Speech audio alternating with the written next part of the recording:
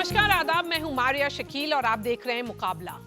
मशहूर शायर वसीम बरेलवी का शेर है, उसी को जीने का हक है जो इस जमाने में इधर का लगता रहे और उधर का हो जाए। महाराष्ट्र की राजनीति में बीते कुछ सालों में कौन कहां था और किधर का हो गया, इसका हिसाब लगाना अब आसान नहीं रहा। अब भी वहां सियासत और बगावत का साझा खेल जारी है, लेकिन हम आज बात करेंगे महाराष्ट्र के 3 एम की, महिला, मराठा और मुसलमान। देखेंगे कौन किसके लिए दे रहा है कितनी गारंटी, क्योंकि महाअगाड़ी और महायुति दोनों बिल्कुल वादों की बाढ़ लगाए हुए हैं। कौन किसको लुभा रहा है, कौन किसके वोट हासिल करने की कोशिश कर रहा है, समीकरण किसकी ओर है और किस ओर बैठेगा, इसी बात पर मुकाबला में आज सवाल है। किसका दिखेगा दम, किसकी बनेगी सरकार, किसकी गारंटी है फुल प्रूफ। घोषणा पत्र में महिलाओं के लिए क्या है, बागी बिगाड़ेंगे किसका खेल, क्या चुनाव के बाद बनेगा असली समीकरण। महाराष्ट्र का भाई कौन, इनफैक्ट महाराष्ट्र का बड़ा भाई कौन, महाराष्ट्र का डॉन कौन, यही हमारे सारे सवाल हैं। और यहाँ पर स्टूडियो में मौजूद हैं डॉक्टर सीमा मलिक, एनसीपी शरद पवार की प्रवक्ता हैं, संजय गुप्ता स्पोक्सपर्सन हैं शिवसेना उद्धव ठाकरे के, सिद्धार्थ यादव भाजपा के प्रवक्ता हैं, प्रोफेसर अजय उपाध्याय कांग्रेस के प्रवक्ता हैं, सुशील व्यास जी जुड़ रहे हैं, स्पोक्सपर्सन हैं शिवसेना शिंदे फैक्शन के, और बृजमोहन श्रीवास्तव एनसीपी अजीत पवार के, रोहित चंद्रावरकर हैं कंसल्टिंग एडिटर, तो उनका स्टैंड मिड पाथ है। मैं आपसे यहाँ पर शुरुआत करना चाहूँगी, ये 3 एम की बात कर रहे हैं सीमा जी, आपके लिए, आपकी पार्टी के लिए तीनों एम में सबसे अहमियत कौन रखता है? सबसे अहमियत तो महिलाएं कहूँगी मैं। महिलाओं के लिए मेरे ख्याल से इस कंट्री में अभी तक जिस तरह की चीज़ें हुई हैं और जिस तरह से उन पर अत्याचार हुआ है, और मेरे ख्याल से बहुत अपलिफ्टमेंट की ज़रूरत है उनको। और महिलाओं के लिए इन तीनों में से तो मैं महिलाएं कहूँगी, और बाकी तो सभी, कोई भी जाति हो या कास्ट हो, वो सब हमारे लिए इक्वल है। एंड जो हमारी आधी आबादी है वो, I think that is the most important thing. उनके लिए हमें कुछ करना चाहिए, एंड बहुत कुछ करना चाहिए, एंड वही हमारी पार्टी, हम लोग ट्राई भी कर रहे हैं। हमने अपने घोषणा पत्र में भी उनको 3,000 रुपये देने के वादा किया है, आपको पता ही होगा, that is the first one. And बस सुविधा उनको मुफ्ती है, एंड और भी बहुत चीज़ों की ज़रूरत है जो हम लोग करेंगे अगर हम सत्ता में आते हैं। रेवड़ियाँ अनाउंस किया गया। नहीं, दिस इज़ नॉट अ रेवड़ी एक्चुअली दे नीड इट, क्योंकि इतने दिनों से महिलाओं के लिए कुछ किया नहीं गया है, इतना उनको दबाया गया है। देखिए, एक बस सर्विस भी, मुफ्त बस सर्विस भी, अब देखिए जहाँ जहाँ भी दी गई है ये, चाहे वो दिल्ली हो या कोई भी स्टेट आप देख लीजिए, वहाँ पे I think it is very useful. अगर आप किसी से भी पूछेंगे महिलाओं से कि उनके लिए कितना सहूलियत हो गई है ट्रांसपोर्ट फ्री होने से। कई बार हम लोग भी कई बार कुछ प्रोग्राम्स करते हैं या कुछ योजनाएं बनाते हैं या कुछ भी होता है, तो जनरली लोगों को ये होता है कि बस का खर्चा कहाँ से करेंगे, and it has become very easy. So हमने ये, आपके लिए महिला सबसे अहम है और इसीलिए अनाउंसमेंट 3,000 रुपये का। यहाँ पे तो कंप्लीट डोमिनेंस दिख रहा है सिद्धार्थ, महाविकास अघाड़ी का तरफ से। नहीं, डोमिनेंस सिर्फ यहीं पर है क्योंकि महाराष्ट्र की ज़मीन पर हमारा डोमिनेंस है। तो स्टूडियो के डोमिनेंस से तो चुनाव जीते नहीं जाते, और डोमिनेंस बनाया जा सकता है। पर जो महत्वपूर्ण बात है वो ये है कि आपने सबसे भी प्रश्न आप पूछ रहे थे कि कौन सा एम उनके लिए सबसे महत्वपूर्ण है। हमारे लिए महाराष्ट्र का एम सबसे महत्वपूर्ण है, और महाराष्ट्र की तरक्की, महाराष्ट्र की प्रगति और महाराष्ट्र को ठीक राह पे चलाना। क्योंकि आज विपक्ष ने तो अपना एक एजेंडा तय कर दिया। आप इस पूरे चुनाव में देखिए, एक बहुत इंटरेस्टिंग बात हो रही है, एक लाइन सेट करती गई है।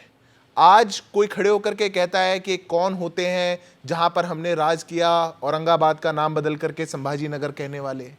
कोई खड़ा होकर के कह रहा है अभी तो हमारा 1-2 एमएलए है, इन्हीं के सब विपक्ष के नेता 1-2 एमएलए हैं। जिस दिन 7-8 एमएलए हो गए उस दिन कोई सोच नहीं पाएगा, किसी ने माँ का दूध नहीं पिया जो सामने खड़ा हो पाएगा। कोई जिसने याकूब मेनन की पिटीशन फाइल करी थी, कांग्रेस पार्टी उसको ऑफिशियल कैंडिडेट बनाकर उतार देती है।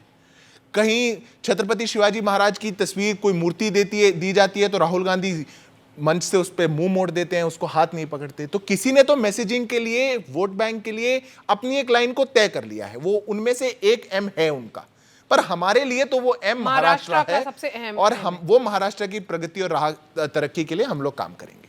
देखिए, महाराष्ट्र के लिए जिस तरह से महिलाएं इम्पोर्टेंट हैं, जिस तरह से छात्राएं इम्पोर्टेंट हैं, इस तरह से पुरुष भी इम्पोर्टेंट हैं। और हमने अपने मैनिफेस्टो में इस तरह की बात कही है कि जिसको कि एक स्टेट गवर्नमेंट कर भी सके। ऐसे वायदे नहीं होने चाहिए कि जो हो ना सकते हों। तो जिस तरह का मैनिफेस्टो हमने जारी किया, उसमें हमने ये भी कहा है कि जिस तरह से छात्राओं को मुफ्त शिक्षा दी जाती है, उसी तरह से हम छात्रों को भी मुफ्त शिक्षा देने का काम करेंगे। साथ ही साथ महंगाई पर हमने ये बात भी कही है कि जो कुछ चीज़ें ऐसी हैं जिनकी वस्तुओं के रेट हम घटा सकते हैं, क्योंकि आज जनता सबसे ज़्यादा महंगाई से ही मार खा रही है, तो उस पर भी हमने इस बात को कहा है कि किस किस चीज़ों का रेट कम किया जा सकता है, उस महंगाई को कम करने की कोशिश हम करेंगे। तो हमने अपने मैनिफेस्टो में इस तरह की बातें नहीं की, इस तरह के वादे नहीं किए कि जो जनता के सामने। आपने 3 एम में एक और एम को जोड़ दिया, महंगाई। तो आपके लिए महंगाई मुद्दा है? देखिए, महंगाई भी मुद्दा है, एक महंगाई भी मुद्दा है, साथ के साथ महिलाओं के साथ पुरुष भी हैं, छात्र भी हैं। ऐसा नहीं कि सिर्फ छात्राओं के लिए होना चाहिए, छात्रों के लिए भी होना चाहिए, क्योंकि वो भी किसी का भाई है। हमें इस बात का भी ध्यान रखना है कि हम किस तरह से समाज में एक समानता ला सकते हैं और हम इस तरह के वायदे करें जो कि पूरे किए जा सकते हैं। देखिए, एम फैक्टर आपने बहुत अच्छी बात रखी है। 3M का मतलब एक तरफ तो मसल है, मैनिपुलेशन है और माफियागिरी जो चल रही है मुंबई में। सबने देखा किस तरह अपराध बढ़ा है और किस तरह पूरी सरकार ही यंत्र तंत्र संयंत्र की सरकार, इसको मैं मानता हूं, जो मैनिपुलेशन करके लिया गया। पर दूसरी तरफ मसल, मैनिपुलेशन और जो वहां माफियागिरी चल रही है, चलिए ये सच्चाई है। आपने 3 और अहम जोड़ दिया। लेकिन सच्चाई ये है कि इसके एवज में हमारी जो एम है, मजलूम है, महिला है, मजदूर है, और सच पूछिए तो जो इन्होंने महाराज शिवाजी छत्रपति महाराज के बारे में जो इन्होंने भ्रांतियां फैलाने का काम अभी किया, सबने देखा किस तरह से महाघोटाला हुआ, उसमें वो भी एम है।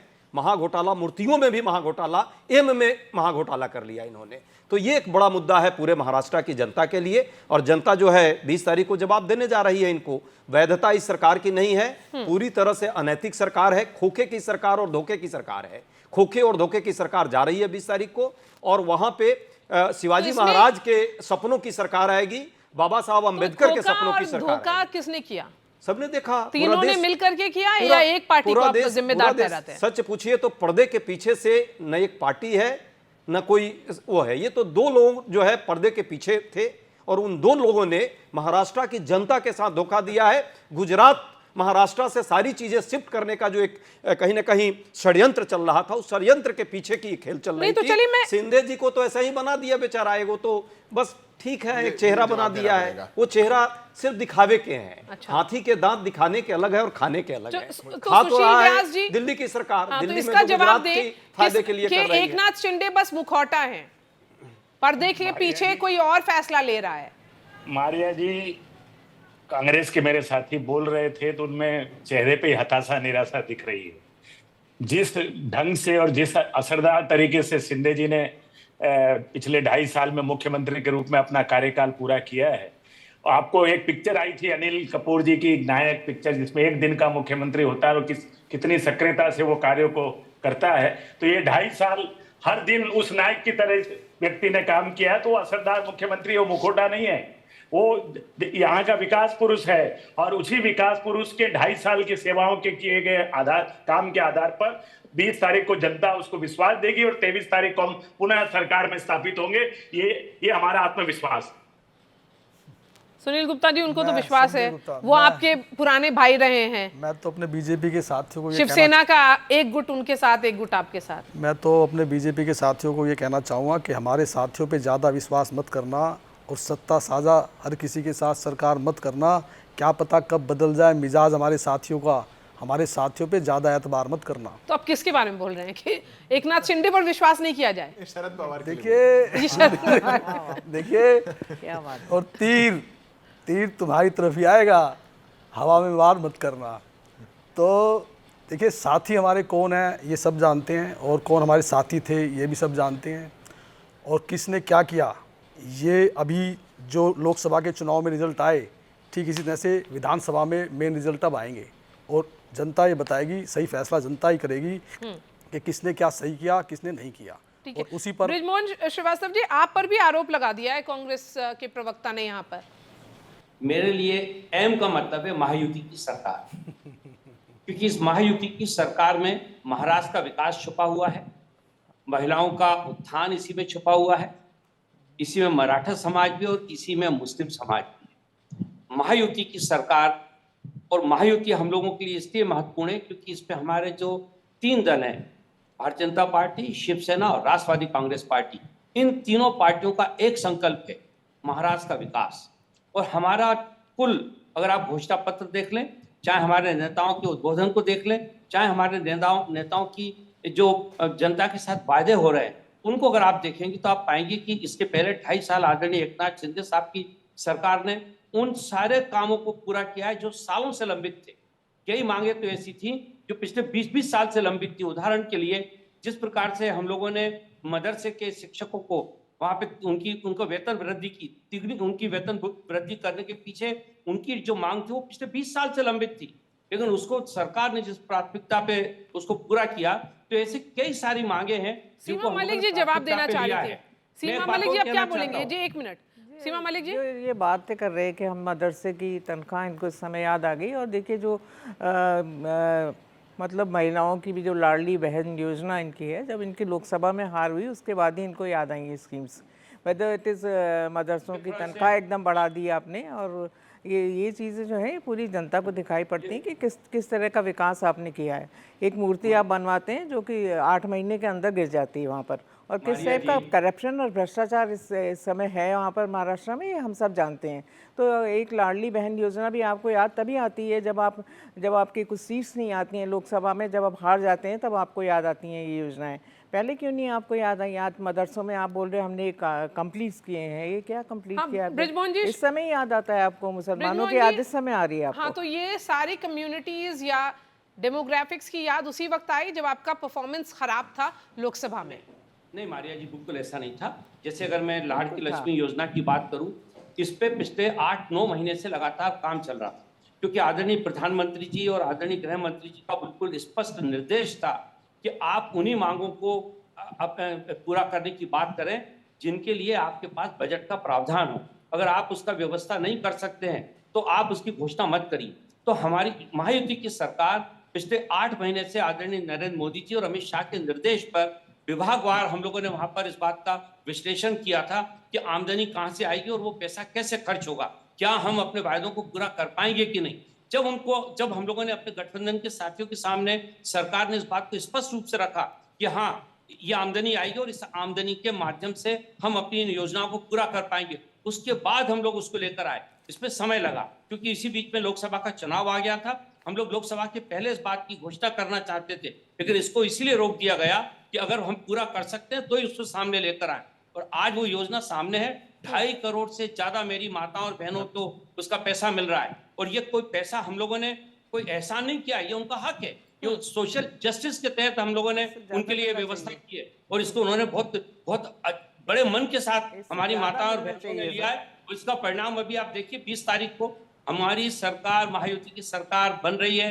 हम लोग लगभग 170 से 80 सीटों के बीच में हम लोगों को बहुमत मिलेगा बेहतर तरीके से। 23 तारीख को रिजल्ट आप देख लीजिएगा।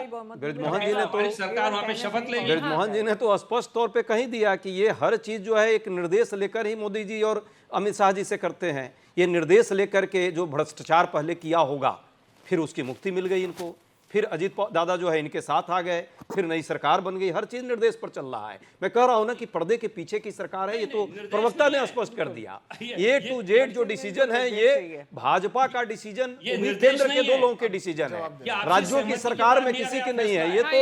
ये तो हमारे जो साथी प्रवक्ता सिद्धार्थ जी हैं, ये इनको जवाब देना चाहिए कि मोदी जी और अमित शाह जी सरकार महाराष्ट्र में चलाएंगे कि महाराष्ट्र की जनता से चुने हुए लोग वहां सरकार चलाएंगे? क्या वहां के लोग वहां सरकार चलाएंगे? अजय भाई आपका पुराना है। देखिए, महाराष्ट्र को तो महाराष्ट्र की जनता, महाराष्ट्र का दिया हुआ मत और महाराष्ट्र की सरकार ही चलाएगी, इसमें कोई दो राय नहीं है। चलाया भी उन्होंने।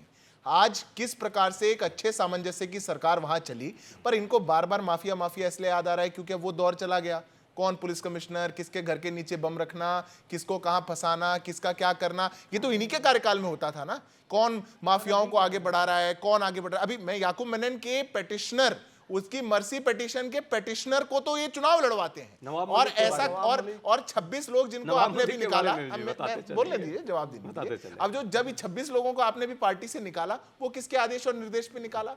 जब वहां पे जाकर के पूरी कांग्रेस पार्टी की जो हताहत हालत हो रखी है, वो किसके आदेश और निर्देश पे हो रही है? जिस बजट के अंदर मारिया जी, इस साल के बजट के अंदर महाराष्ट्र को सबसे ज्यादा ग्रांट मिली हो, सबसे ज्यादा ग्रांट, वहां पे जाकर के कहते हैं यहां पे ऐसा नहीं हुआ, यहां का निकाल करके गुजरात को दे दिया। क्यों? क्योंकि बांटने की आदत है। गुजरात को दे दो, यहां दे दो, झूठ फैला दो, ये लोग वहां से चला रहे हैं। महाराष्ट्र को देखो छोटा कर दिया, गुजरात को देखो बड़ा कर दिया, कर्नाटक को देखो ऐसा कर दिया। अरे आदेश और निर्देश तो आपके राष्ट्रीय अध्यक्ष देने लग रहे हैं कि ऐसे ऐसे वादे मत करो जो पूरे ना हो सके।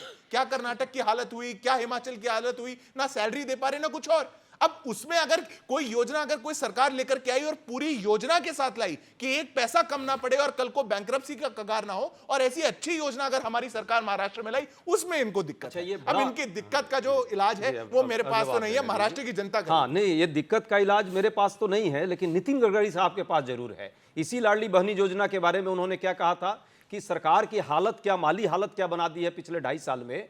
खोखे लेकर के सरकार तो जरूर बना ली, लेकिन ये सच है 1 लाख करोड़ का राजकोषीय घाटा, 1 लाख करोड़ का, 1 लाख करोड़ सरकार का। भाई गडकरी जी ने कहा की चल रही है, अरे सबने देखा है। कहना है ये हम कर रहे हैं। गडकरी साहब ने कहा कि वहाँ की हालत खराब हो गई है। अच्छा, गडकरी साहब ने कहा कि नहीं, की हालत खराब है। आप गडकरी जी के नाम पे अपना क्यों कह रहे हैं? आप अपना एजेंडा अपने नाम पे चलाइए। कितना है उन्होंने बोला था या नहीं, बताइए। लाडली बहन योजना को लेकर के बहुत बढ़िया। गडकरी साहब तो झूठ बोल रहे थे, अच्छा चल रहा है, बिल्कुल भी नहीं। अब सुनिए, 10 सेकंड सुनिए फिर बीच में। राजकोषीय घाटा की बात है, 1 लाख करोड़ का राजकोषीय घाटा इतने समय में हो गया। 7 लाख करोड़ का कर्ज उस प्रदेश पर हो गया, और बड़ी बड़ी लंबी बातें कर रहे हैं, केंद्र ने ये दे दिया, वो दे दिया। क्या दे दिया भाई? जिस तरह देश में ऋण लेकर घी पीने का काम सरकार कर रही है, केंद्र की सरकार, उसी तरह महाराष्ट्र को पंगु बनाने का काम, और महाराष्ट्र के सारे बिजनेस को, सारे कारोबार को गुजरात खेलने का काम। 10 सेकंड, सिर्फ 10 सेकंड, उसके बाद नहीं बोलूंगा। माफिया की बात कही है, ड्रग का एक बड़ा केंद्र मुंबई में इन्होंने जवाब देना तो पिछले, और नवाब मलिक को क्यों इन्होंने कहा है, इसके साथ है एक बड़ा प्रश्न है। और 2.5 साल में पंगु हो गया। और जो कर्नाटक की हालत हुई, जहां खड़गे जी को खड़े होकर के कहना पड़ गया, अरे भैया मत करो, अरे बसें फ्री दे रहे थे, सारे बस इसके प्राइस बढ़ा दिए। कर्नाटक में सरकार बनाई, पेट्रोल डीजल का प्राइस बढ़ा दिया। कर्नाटक में हर चीज महंगी हो गई, और हिमाचल में कौन नहीं दे पाया तनख्वाह? हिमाचल में तनख्वाह दी, अरे सरकार दी। शामिल करते हैं रोहित चंद्रावरकर जी को भी। रोहित चंद्रावरकर बॉम्बे से हमारे साथ जुड़ रहे हैं और पॉलिटिकल एनालिस्ट हैं। रोहित, चुनाव अभी भी किस तरफ जाएगा कुछ क्लैरिटी नहीं है। मैथमेटिक्स एक तरफ, केमिस्ट्री एक तरफ, और सारे फैक्टर्स एक तरफ। सबसे अहम फैक्टर क्या है रोहित? हाँ, अहम फैक्टर काफी है। और देखिए, जो जिस तरह के नतीजे हम लोगों ने लोकसभा के चुनाव में देखे, उसको देखने के बाद महाराष्ट्र की राजनीति में एक तरफ अचानक से झुकाव होना, फिर कोई पार्टी कुछ अनाउंस करना, फिर दूसरी तरफ झुकाव होना, इस तरह से हम देख रहे हैं। इसका एक एग्जाम्पल है लाड़की बहन योजना अनाउंस होने के बाद में पिछले कुछ दिनों से हम देख रहे थे कि एकदम से एकनाथ शिंदे और देवेंद्र फडणवीस को लगने लगा कि इसका बहुत ज्यादा असर हो रहा है, महिलाएं बहुत खुश है, और वो दिख भी रहा था ग्राउंड पे। अभी अचानक से पिछले कुछ दिनों से ऐसा दिख रहा है कि शायद महाविकास आघाड़ी भी जो भी उन्होंने अनाउंस की है योजनाएं वगैरह, उसकी वजह से उनका भी पलड़ा थोड़ा शायद भारी हो रहा है, या दूसरे फैक्टर्स की वजह से भारी हो रहा है। मुझे लगता है कि मराठा आरक्षण की मांग, ये जो चीज है, वो एक, महिलाओं की सुरक्षा और महिलाओं को निधि देना, ये भी दूसरी बात। और तीसरी बात, जो संविधान खतरे में है का नैरेटिव पिछली बार चला था, वो चलेगा नहीं चलेगा, लेकिन कुछ लोग बोल रहे हैं कि वो भी चलेगा, तो उसमें मुस्लिम दलित फैक्टर, ये तीनों फैक्टर मुझे लगता है इस चुनाव में काम करेंगे। और इसमें एक कॉम्प्लिकेटेड चीज ये है कि छोटे दल इतने हैं कि वो चुनाव के बाद, नतीजे आने के बाद क्या करेंगे उसका भरोसा नहीं है। इसलिए हम लोग बिल्कुल ही नहीं बता पा रहे कि किस तरफ ये जाएगा। अभी का तो ग्राउंड सिचुएशन है कि नेक एंड नेक, जिसको इंग्लिश में बोलते हैं, वैसे फाइट चल रहा है। दोनों तरफ एक जैसी हालत है। तो आपने आज जो भी बैठे हैं स्टूडियो में, उन्होंने ये म से म वगैरह जो किया, तो मुझे लग रहा था कि हम कवि सम्मेलन में ही बैठे हैं हम लोग। नए नए म यहाँ पे आ रहे हैं, तो उसमें और एक म ऐड करता हूँ मैं, वो है मारिया। तो मारिया, आप इसको मैं जब ग्राउंड एनालाइज पे रहूंगी तो मैं भी अपना असेसमेंट दूंगी रोहित, क्योंकि जो आपने सही कहा, क्योंकि आपने बहुत ही खूबसूरती से पूरा एस्पेक्ट समअप कर दिया। महिला फैक्टर है, लेकिन उसके अलावा महाराष्ट्र में मराठा आंदोलन जो चल रहा था और जरांगे पाटिल जो फैक्टर है, उस पर भी अब चर्चा करना चाहिए। तो यहाँ पर फिर मैं शुरू करती हूँ। पहले आप ही बता दें रोहित, क्या होगा ये फैक्टर, मराठा वोट किधर जा रहा है? हाँ, ये बहुत बड़ा और इम्पोर्टेंट क्वेश्चन है, क्योंकि देखिए मराठवाड़ा इलाके में पिछली बार लोकसभा के चुनाव में बीजेपी का गठबंधन सिर्फ एक सीट जीत पाया, जो कि उसके पहले वैसी हालत नहीं थी। मराठवाड़ा में अच्छा बेस उन्होंने बनाया था, लेकिन सिर्फ एकनाथ शिंदे के एक उम्मीदवार छत्रपति संभाजीनगर से जीते, बाकी सब उम्मीदवार महायुति के हार गए। लोकसभा चुनाव की बात कर रहा हूँ, और उसका क्लियरली उसका फैक्टर बताया जाता है कि मराठा आरक्षण की मांग और उस पर जो आंदोलन चला वो बात। अभी देखिए मनोज जरांगे पाटिल क्या अपने उम्मीदवार खड़े करने वाले थे, नहीं करने वाले थे, इस पे काफी स्पेकुलेशन चला। उन्होंने 17 उम्मीदवार खड़े किए और ये बताया कि वो इंडिपेंडेंट्स बन के खड़े हैं, लेकिन मैं उनके लिए रैली करूंगा वगैरह। और 5 दिन पहले जो लास्ट तारीख थी आवेदन पत्र वापस लेने की, उसमें उन्होंने अनाउंस कर दिया 4 तारीख को कि नहीं, अब मेरे उम्मीदवार नहीं लड़ेंगे और मैं पीछे हट रहा हूं। इसका मारिया मुझे लगता है सीधा सीधा असर महाविकास आघाड़ी पे पॉजिटिव हो सकता है, क्योंकि मराठा वोट का डिवीजन होने वाला था। अगर मनोज जरांगे पाटिल आगे बढ़ते तो उन्होंने शायद उनकी किसी से बात हुई हो, क्या हुआ वो पता नहीं है, पर्दे के पीछे क्या हुआ, लेकिन क्लियरली दिख रहा है कि उनके 17 उम्मीदवार पीछे हट गए। इसका थोड़ा सा फायदा महाविकास आघाड़ी को मिलेगा, क्योंकि मराठा वोट शायद उतना कटेगा नहीं। लेकिन दूसरी बात यह है कि एकनाथ शिंदे ने भी अपने काफी मराठा उम्मीदवार वहां पे खड़े किए हुए मराठवाड़ा में 16-17 उनके भी उम्मीदवार है, तो उनकी तरफ भी कुछ वोट जाएगा। मुझे लगता है कि महायुति के लिए एक अच्छी चीज यह है कि ये जो योजनाएं लाए हैं किसानों के लिए, महिलाओं के लिए और बाकी सब योजनाएं, उनका काफी पॉजिटिव असर हर इलाके में महाराष्ट्र में दिख रहा है। शायद मुंबई जैसे शहर में, मुंबई पुणे में वो इतना एविडेंट ना हो, शायद वहां पे भी दिख रहा है, लेकिन इतना एविडेंट नहीं हो। लेकिन जो भी मैं ग्रामीण इलाकों में घूमा हूं, वहां पे तो महिलाओं में काफी उसका असर हो गया है। और महायुति का कॉन्फिडेंस, बीजेपी का कॉन्फिडेंस, एकनाथ शिंदे का कॉन्फिडेंस उस वजह से बढ़ा है कि हम शायद इन योजनाओं के बल पे आगे निकल सकते हैं। आखिरी फैक्टर यह है कि देखिए अजीत पवार और महायुति में थोड़ी सी अनबन होती हुई दिख रही है। आज ही उत्तर प्रदेश के मुख्यमंत्री महाराष्ट्र में थे प्रचार के लिए, उन्होंने एक नारा दिया कि सब साथ लड़िए, अगर बटेंगे तो कटेंगे। और ये रेफरेंस क्या है हम सब लोग जानते हैं, ये उन्होंने 3 बार कहा अपने भाषण में, बटेंगे तो कटेंगे। उस पे अजीत पवार ने, गठबंधन के ही साथी है, उन्होंने शाम को अभी बाइट दिया है, अभी लेटेस्ट खबर है कि ये सब बटेंगे कटेंगे वगैरह ये भाषा महाराष्ट्र में नहीं चलेगी, अल्पसंख्यक समाज को साथ में लेके चलना पड़ेगा। नवाब मलिक के फैक्टर पे भी अजीत पवार और बीजेपी के में थोड़ी अनबन है, हम देख चुके हैं। तो इस तरह से मुझे लगता है कि ये भी फैक्टर है कि क्या अजीत पवार, नवाब मलिक, हसन मुशर्रफ और बाकी लोग इनके साथ चुनाव के बाद रहेंगे कि नहीं रहेंगे। ये महाराष्ट्र के मीडिया में कल से उछल रहा है कि शायद इसमें कुछ गड़बड़ हो सकती है, कुछ हो सकता है।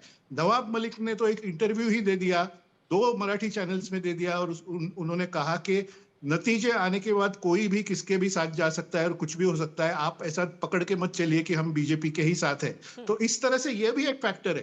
तो अलग अलग फैक्टर्स आपके दर्शकों के लिए बता दूं, वो इतने अनसर्टेनिटी ला रहे हैं कि महाराष्ट्र में क्या और कैसे होगा, ये इस वक्त कहना, नतीजा क्या आएगा ये कहना मुश्किल है। बृजमोहन श्रीवास्तव, ये इसी बात पर चर्चा करते हैं जो रोहित ने कहा कि जो जिस तरह का बयान अजीत पवार की तरफ से आया है, क्या वो नाराज चल रहे हैं? नहीं मारिया जी, मैं बिल्कुल स्पष्ट कर दूं, नाराजगी जैसा कोई तो मुद्दा इसी में नहीं एक नया एम जोड़ देते हैं, मतभेद है किसी इश्यूज पर, या मनभेद भी बोलते हैं ना? नहीं ना मनभेद है ना मतभेद है। देखिए, पहले तो आपको थोड़ा हमारा जो एनडीए गठबंधन है इसकी कार्य प्रणाली को भी समझना होगा। जब भी इसको INDIA की कार्य प्रणाली से हम देखते तो थोड़ा सा भ्रम होता है। एनडीए में चाहे दल छोटा हो चाहे बड़ा हो, वहां पर हम सब लोग बहुत खुलकर अपने साथियों के साथ चर्चा करते हैं और उसमें कहीं किसी के ऊपर कोई दबाव नहीं होता। निश्चित रूप से वहां पे भारतीय जनता पार्टी सबसे बड़ी पार्टी है, लेकिन वो भी अपने साथियों की बातों को ध्यान से सुनते हैं। वो खाली सुनते नहीं है, उस पर मंथन करने के बाद फैसला भी लेते हैं। तो अगर आदरणीय अजीत दादा पवार साहब ने जो जनता के बीच में चर्चा, और ये बात बिल्कुल स्पष्ट है कि महाराष्ट्र का मतदाता मूलतः धर्मनिरपेक्ष है, सेकुलर वोटर है, तो अगर ये बात उन्होंने रखी है अपने गठबंधन में, तो ये एक सलाह है जो हम लोगों ने अपने साथियों के बीच में रखी है, जिससे कि जो वांछित परिणाम हम लोग चाहते हैं, हम लोग महायुति की सरकार बनाना चाहते हैं महाराष्ट्र में, तो उस सरकार के बनाने में अगर कोई मुद्दा आड़े आ रहा है तो उसकी जानकारी अगर हम अपने साथियों को देते हैं तो इसमें गलत क्या है? हाँ, तो मैं देना ही पूछ लेती हूँ चाहिए। सुशील व्यास जी से भी कि क्या आप इस तरह के बयान को, जिस तरह से योगी आदित्यनाथ ने जो नारे लगाए हैं, आप उसको कैसे देखते हैं? मारिया जी, जैसे ब्रिजमोहन जी कह रहे थे और रोहित जी कह रहे थे, मैं दोनों की बातों को मिला करके कहना चाहता हूं कि जिस तरह की योजनाएं, जिस तरह की कार्य प्रणाली वर्तमान सरकार की महाराष्ट्र की जनता के बीच में रही है पिछले 2.5 साल से, और जो विकास के कार्य हुए हैं, जनहित के कार्य हुए हैं, जन कल्याण के हर वर्ग को साथ में लेके चलने का काम हुआ है, हमें कहीं एक दो नेताओं के बयान से कोई फर्क नहीं पड़ता। आत्मविश्वास है कि महायुति की सरकार जन जन तक पहुंची है। हमारे कार्य कहना है कि एक दो नेता, यहाँ पर उत्तर प्रदेश के मुख्यमंत्री की चर्चा हो रही है, आपके नेता के बारे में ये बोल रहे हैं। ये तो उत्तर प्रदेश के मुख्यमंत्री अपनी बात को पहले उत्तर प्रदेश में तो लागू कर लें, पहले वहां तो लागू कर लें, महाराष्ट्र में आके सिखाने की बात बाद में करें। महाराष्ट्र की जनता 9,63,00,000 मतदाता एकदम जानते हैं कि किस तरह से मतदान करना, किस तरह से महाराष्ट्र को आगे बढ़ाना। महाराष्ट्र के जो मतदाता है विकास की तरफ आगे बढ़ेंगे। और दूसरी तरफ हमारी बहन शुरुआत में कह रही थी रेवड़ियां बांटना, ये बांटना। अब 2 दिन पहले आपने जो घोषणा की वो क्या की? आप 3,000 रुपया देने के बाद जब हम 1,500 रुपया हमारी बहनों को दे, रेवड़ियां बांटने का काम है। और उपाध्याय जी कह रहे थे कि हम लोग कर्ज में डूबे हुए हैं। अच्छा, आप 3,000 कहां से बांटेंगे? उसमें कर्ज नहीं होगा। यानी आप करो तो अच्छा और हम करें तो रेवड़िया है। ये दो तरह की बातें समझ में नहीं आई हमें। और हम जो कर रहे हैं, उत्तर प्रदेश के मुख्यमंत्री के विषय में बोल रहे हैं। मैंने कहा ना कि हमारे साथियों पे ज्यादा एतबार मत करना और सत्ता साझा सरकार हर किसी के साथ मत करना। क्या पता कब बदल जाए मिजाज हमारे साथियों का। हमारे साथियों पे ज्यादा एतबार मत करना सरकार से भी। इसीलिए आप अच्छा, एक सवाल और मेरा है, जो 2.5 साल हमने हमारे साथ जब थे तब क्या विकास के कार्य नहीं हुए थे? एक और जोड़ देना मैं चाह रहा था, ये जो इनके साथी सहयोगी है ना महायुक्ति के, वो मति भ्रम के शिकार हो गए हैं।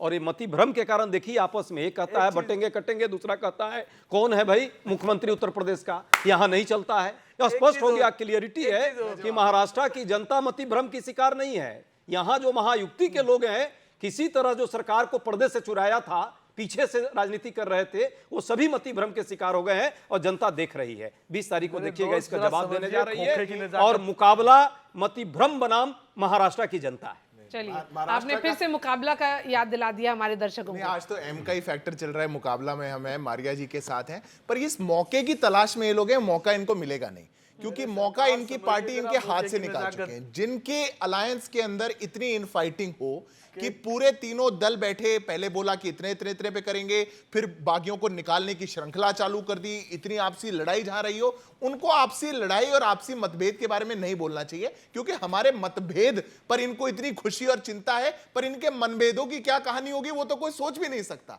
इनके मनभेद तो ऐसे हैं कि एक दूसरे को देख करके एक फूटी कौड़ी कोई एक दूसरे को सुहाता नहीं, एक दूसरे को देख करके साथ बैठ नहीं सकते। जिनका अलायंस मात्र एक बात पर है, और मैं बहुत बधाई देता हूं मारिया जी आपको, क्योंकि आज आपने कई एम की चिंता करी, क्योंकि इन सबको सिर्फ एक ही एम की चिंता थी। और एम महिला, महाराष्ट्र, मराठा, कभी भी अगर इनको चिंता रही हो तो बात अलग है, पर ये किस एजेंडे पे महाराष्ट्र का चुनाव लड़ रहे हैं वो महाराष्ट्र की जनता जानती है और वही जवाब देगी। अभी जिस तरह से जो उन्होंने कहा कि हम विकास कर रहे हैं, क्या 2.5 साल ये हमारे साथ थे तब विकास के कार्य नहीं हुए थे? जब प्रशंसा खुद प्रधानमंत्री साहब ने उद्धव जी के काम की और सुप्रीम कोर्ट ऑफ इंडिया ने भी की, तो वो क्या 2.5 साल विकास के नहीं थे? क्या 2.5 साल विकास ये अभी इन्होंने नहीं किया है? और अभी जिस तरह से उत्तर प्रदेश के मुख्यमंत्री पर इन्होंने आरोप लगाया है, शिंदे गुट के नेताजी ने, तो मैंने कहा था ना कि हमारे साथियों पे ज़्यादा एतबार मत करना और सत्ता साझा आपके सरकार हर साथी किसी हैं। के साथ मत करना। आपने ये अभी नहीं तो कहा इनके साथी कहा हैं कि अपने साथियों पर हमारे साथी एतबार थे, मत करना। अभी इनके हैं अपने साथी और याद कर तीर लो। तुम्हारी तरफ भी आएगा।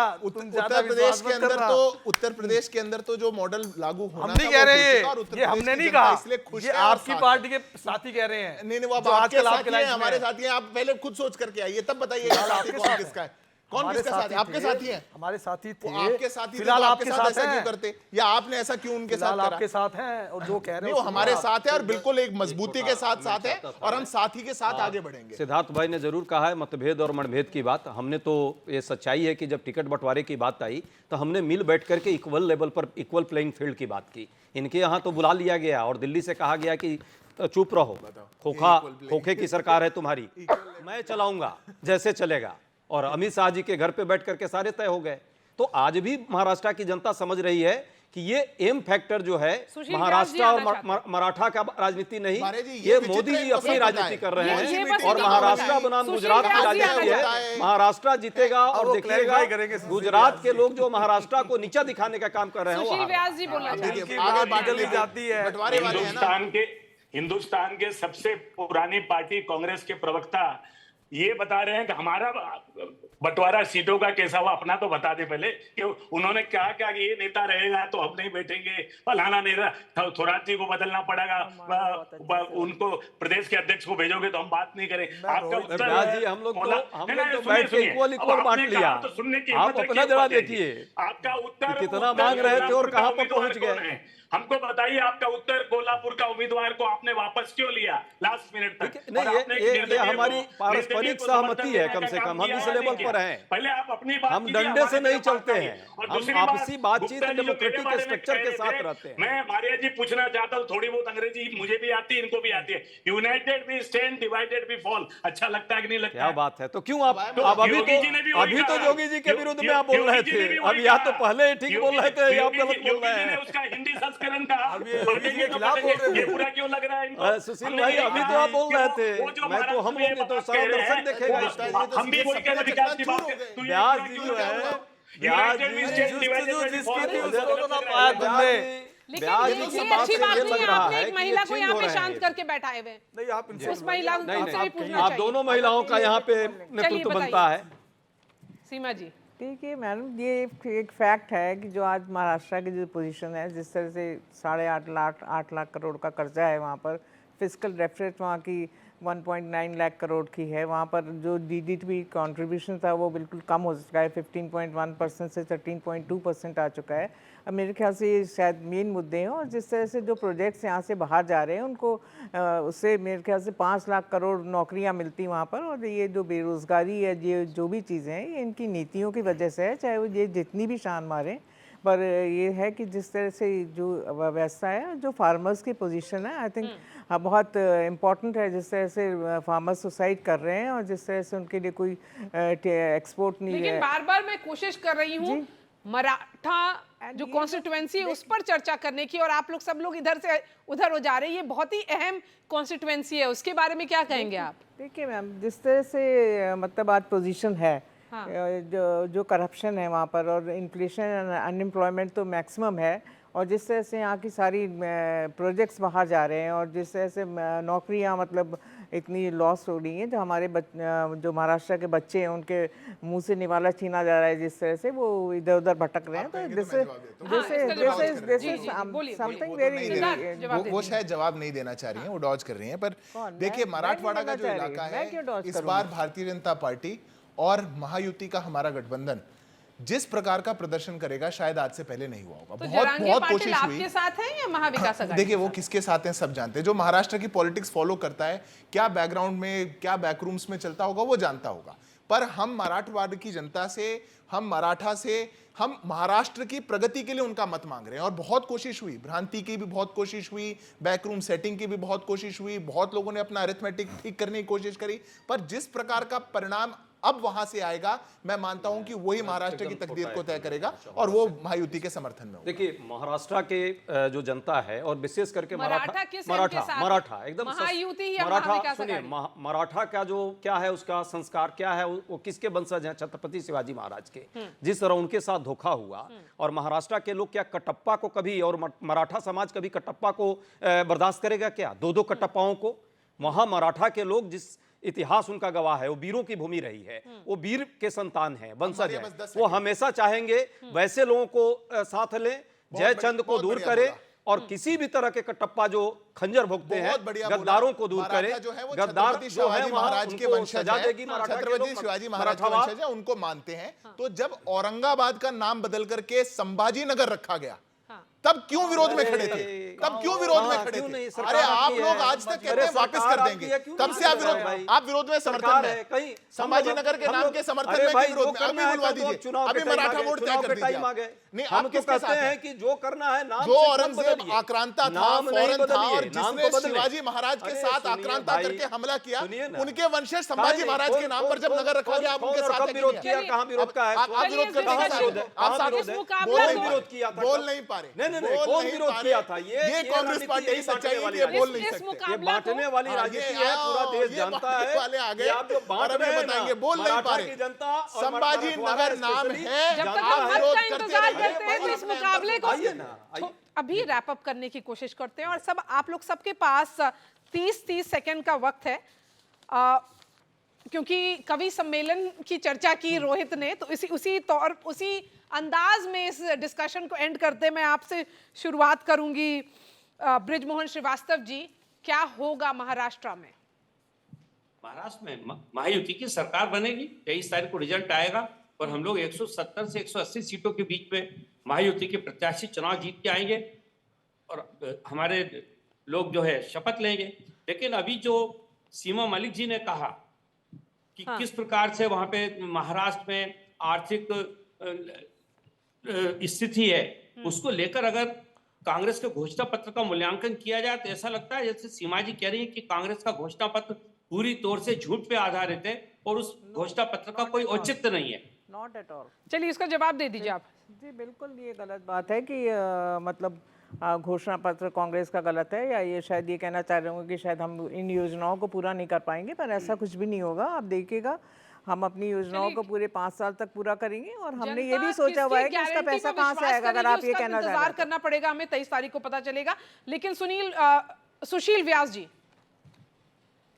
कि मैंने पहले भी कहा, हमारे द्वारा 2.5 साल में किए गए जनता के प्रति कार्य हमको आत्मविश्वास दिलाते हैं कि हम जीतने जा रहे हैं। दूसरी चीज, हमारे भाई उपाध्याय जी बोल रहे थे कडप्पा वो, तो जरा याद कर लीजिएगा कि 1978 में एक शरद पवार जी की सरकार बनी थी, वो किन हालात में बनी थी। तो ये विश्लेषण यूज करने के पहले सोच लिया कीजिए, इतिहास को भी याद, उन्होंने किसकी सरकार गिरा के कैसे सरकार बनाई, क्यों उसको धोखा नहीं कहते। उद्धव जी ने 2019 में किसके साथ मोदी जी का फोटो लगा के वोट मांगा, बाद में किसके साथ जाकर के बैठ गए मुख्यमंत्री पद के लिए, उसको कडप्पा कहेंगे कि क्या कहे? तो ये विश्लेषण यूज करने के पहले थोड़ा सोच लिया कीजिए। और हम जीतने जा रहे हैं, ये आत्मविश्वास हमें कि हम 180 और 190 सीट जीतकर फिर सरकार बनाने जा रहे हैं। मिल गया था कि कौन गद्दार है, किसको जनता गद्दार मानती है। तो जनता बना 23 तारीख को सोच लेंगे, सब मिल जाएंगे सामने। लोकसभा में आपको इसका जवाब मिल चुका है। अब लोकसभा में 0.3% का डिफरेंस था, 2 लाख वोट का फर्क था। अब हमारा नंबर है, रुकिए आप होमवर्क करके आया कीजिए।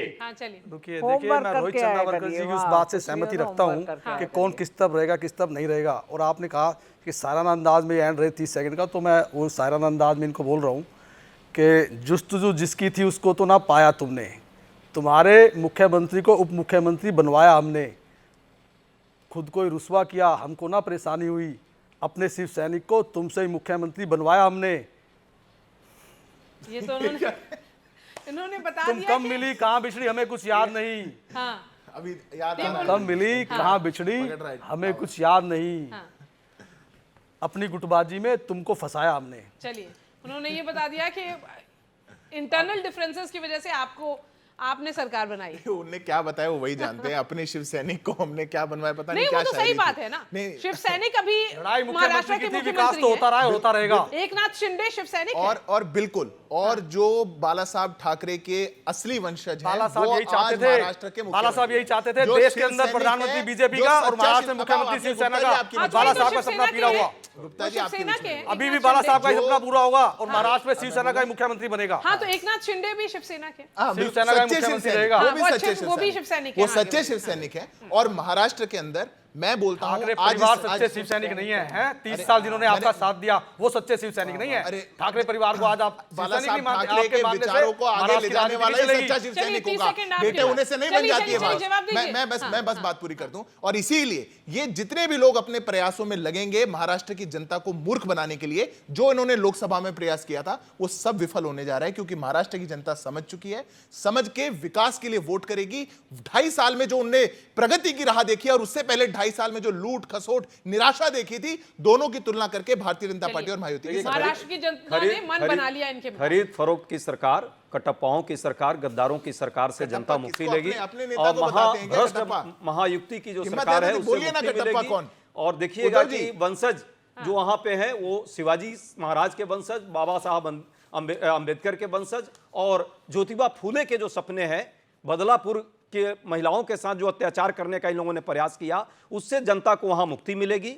और एक ऐसी सरकार जिसमें नौजवानों को रोजगार और युवाओं को कहीं ना कहीं बेरोजगारी भत्ता जरूरत पड़ने पर, साथ में किसान और मजदूरों को भी उसके रास्ते मिलेंगे। महायुति की। हम यही चाहते हैं और जी, यही जी। देश चाहता है। धन्यवाद। तो महायुति की। महाराष्ट्र का मन किधर है रोहित चंद्रावरकर, महायुति या महाविकास आघाड़ी? महाराष्ट्र का मन मारिया बीच में अटका हुआ है, किसी को पता नहीं कि कहाँ किस तरफ पता नहीं, जाएगा। मैं किस बात से सहमति लेकिन, रखता हूं। रिजल्ट आने के लेकिन बाद ये कौन कहा सबसे- जाएगा कौन नहीं जाएगा ये पता नहीं है। मैं रोहित चंद्रावरकर जी की इस बात से पूरी सहमति रखता हूँ। मैं हमारे साथी मुझसे हमारे भी पास बड़े, आएंगे, मुझसे भी ज्यादा बाला 20 साहब का सपना पूरा मुझसे- करेंगे। मुझ- जी, जी। हाँ। हाँ, मुझसे 15 साल ज्यादा जिन्होंने राजनीति देखी है, कवर की है, ऐसे कुछ पत्रकारों से मैं आज ही बात कर रहा था, तो वो भी बोल रहे थे और मैं भी उनसे सहमत हूँ कि इतनी ज्यादा अनिश्चित, जिसको हम बोलते हैं, जो पता नहीं सकते कि क्या हो रहा है, बता नहीं सकते, इस तरह की इलेक्शन उन्होंने अपने जिंदगी में नहीं देखी है और मैंने भी नहीं देखी है कि क्या हो सकता है। और आखिरी चीज एक मैं बोलना चाहता हूँ कि सबसे ज्यादा ड्रामा आपको लग रहा होगा कि ये जो चल रहा है ये ड्रामा है कि योगी आदित्यनाथ जी आ गए महाराष्ट्र में, उन्होंने कुछ नारा दिया, उस पे अजीत पवार उनके गठबंधन के साथी कुछ अलग बोल रहे हैं वगैरह, ये ड्रामा है, ऐसा हम लोगों को लग रहा होगा। तो मैं आपको बताता हूं कि इससे बहुत बड़ा ड्रामा 23 तारीख से शुरू होने वाला है। 23 तारीख के बाद क्या होगा इसका किसी को कुछ भरोसा नहीं है। बहुत ज्यादा ड्रामेटिक इलेक्शन होने वाला है। मारिया जी, रिजल्ट्स के बाद क्या समीकरण बदलेंगे, ये भी हमारा सवाल था और उसका जवाब रोहित ने दे दिया। हमारे साथ जुड़ने के लिए बहुत बहुत शुक्रिया यहाँ पे स्टूडियो गेस्ट और सुशील व्यास जी, ब्रिजमोहन श्रीवास्तव जी। एक छोटा सा ब्रेक लेते हैं, ब्रेक के बाद अशोक चव्हाण महाराष्ट्र के पूर्व मुख्यमंत्री हमारे साथ जुड़ेंगे।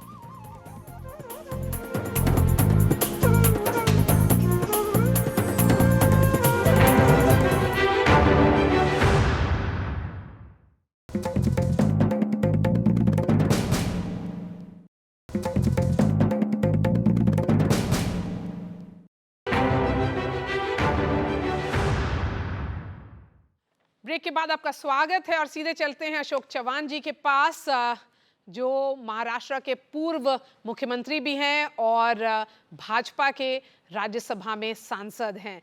अशोक चव्हाण जी, शुक्रिया हमारे साथ बात करने के लिए। सबसे पहला सवाल, क्या आप लोगों के लिए यानी कि महायुति के लिए सबसे बड़ा सरदर्द है बागी, जो रेबल फैक्टर है, जो रेबल्स हैं जो आपके खिलाफ बहुत सारे सीट्स पर खड़े हैं? देखिए, अभी काफी हद तक इश्यू सेटल हुए हैं। 4 तारीख तक विड्रॉल का वक्त था, आज हम लोग 8 तारीख में 4 दिन गुजर चुके हैं, तो मामला काफी सेटल हुआ है। और रिबेल्स का मसला सभी कॉन्स्टिट्यूंसीज में नहीं है, कुछ हद तक कुछ कॉन्स्टिट्यूंसी हो सकता है, पर जहाँ selection of candidate by national parties हो या रीजनल पार्टीज हो, जो ठीक हुआ होगा। स्वाभाविक है कि जब रिबेल कब होता है, जब पार्टी की पॉपुलैरिटी है, हर आदमी चाहता है कि टिकट उसको मिले, टिकट देना एक ही को संभव होता है। पर ऐसे कोई खास इशू नहीं है आज के दौर में। आज ऐसा कोई इशू नहीं है कि जिसकी वजह से कोई खास इशू है नहीं है आजकल।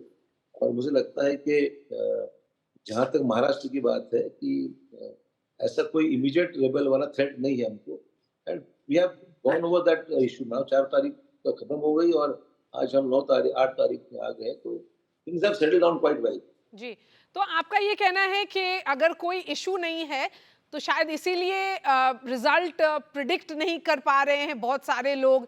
जो चुनाव विश्लेषज्ञ हैं, जो एक्सपर्ट्स हैं, उनका कहना है कि ये बहुत ही डिफिकल्ट इलेक्शन है, कोई जिसमें जहाँ पे कोई मैथमेटिक्स या कोई केमिस्ट्री किधर जाएगा, किधर डायरेक्शन लेगा, वो प्रिडिक्ट नहीं किया जा सकता।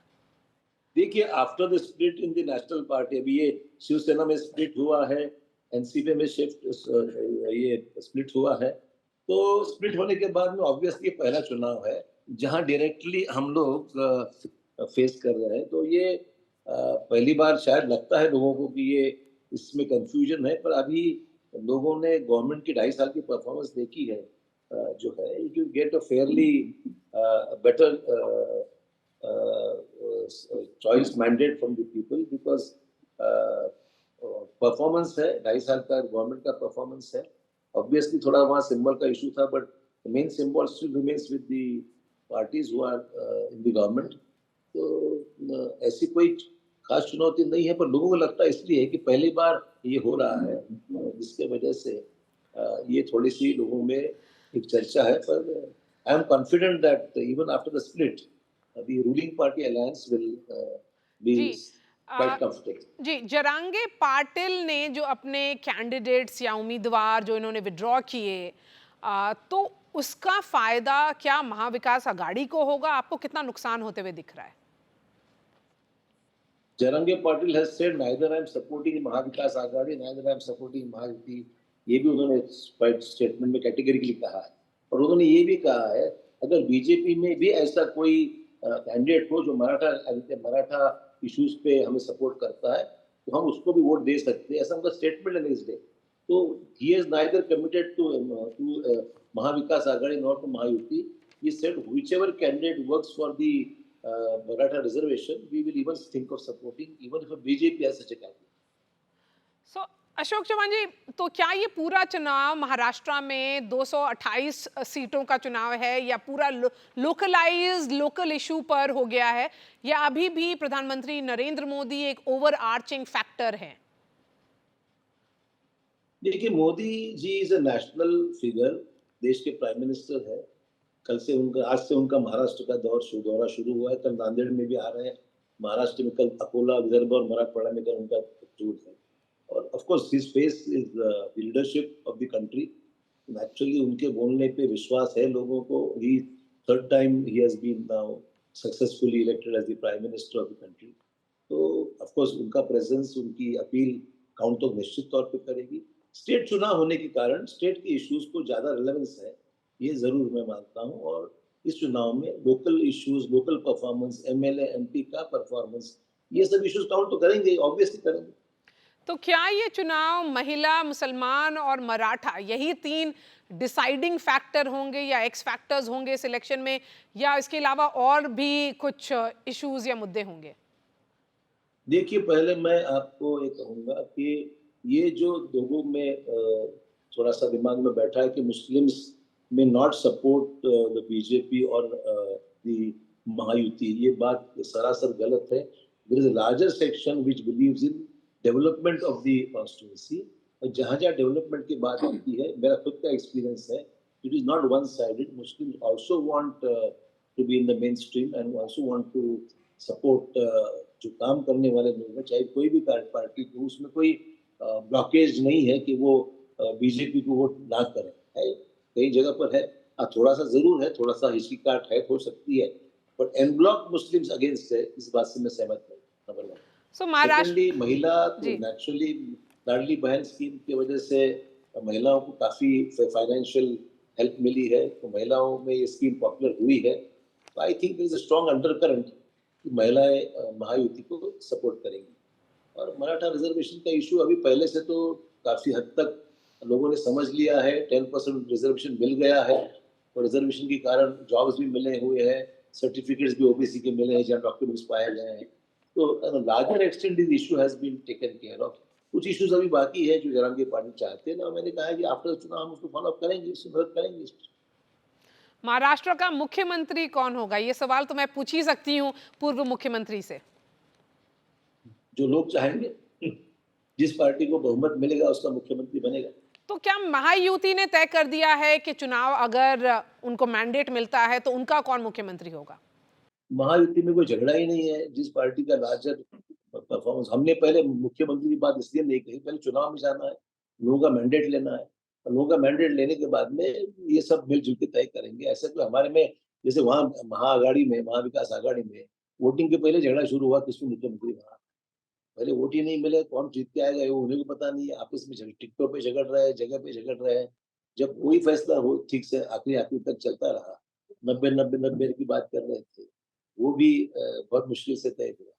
तो यहाँ ऐसी कोई बात नहीं है। यहाँ अमित शाह साहब जो तय करते हैं, मोदी साहब जिसको एंडोर्स करते हैं, वही अंतिम होता है। और ये सक्सेसफुली तीनों पार्टीज ने ये इम्प्लीमेंट करने का तय हुआ। रिजॉल्व तो हो गए, इश्यूज काफी हद तक रिजॉल्व हुए हैं महाराष्ट्र में महाविकास महायुति की। आपने महाराष्ट्र की राजनीति को काफी करीब से देखा है, तो 5 साल में जब समीकरण बार बार बदलते हैं तो आपका क्या मानना है कि असली समीकरण शायद महाराष्ट्र का चुनाव के बाद दिखेगा?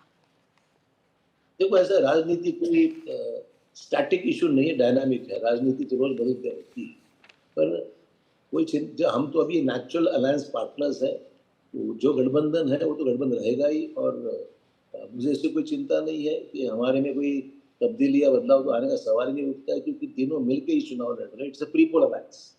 जी, हमारे साथ जुड़ने के लिए बहुत बहुत शुक्रिया। महाराष्ट्र के पूर्व मुख्यमंत्री अशोक चव्हाण जी अपना व्यूज रख रहे थे, और वही शायद, लेकिन जनता तय करेगी। उन्होंने मन बना लिया है कि उनका मत किस तरफ जाएगा, ये इंडिकेशन आपको बहुत सारे लोगों की बात से शायद दिख रहा होगा, लेकिन बहुत सारे फैक्टर्स हैं जो महाराष्ट्र का इस बार का चुनाव तय करेंगे, और मुकाबला बहुत ही क्लोजली हर फैक्टर्स को वॉच करेगा। हमारे साथ जुड़ने के लिए बहुत बहुत शुक्रिया।